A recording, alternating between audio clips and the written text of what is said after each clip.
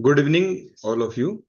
In today's lecture, we will discuss how can we convert whole of the table in such a way that the matter which is present in the form of column can be converted into rows and rows matter into column.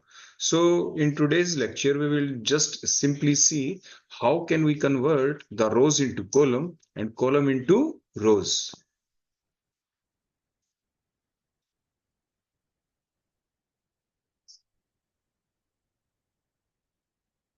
Here you can see we have a table.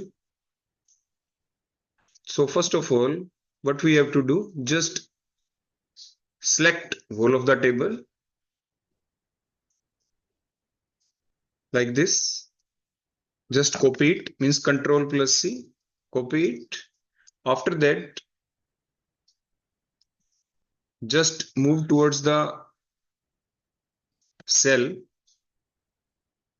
from which position you want to convert that whole of the table in such a way that the row becomes column and column becomes row.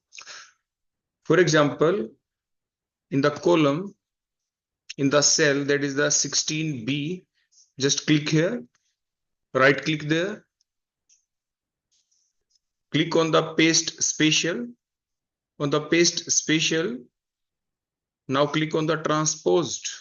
When you click on the transposed, just see here, now you can see whole of the rows converted into column and column into rows. You just check here. You can see here in the row, serial number, name, class, subject, topic, link, QR code. That is in the form of row. Now you can see here the same thing, that is a serial number, name, class, subject, topic, link, QR code. These are in the form of the column. Means whole of the above matter now been converted in the reverse form. So you can easily convert whole of the rows into column and column into rows. So that is a simple way. Okay, thank you.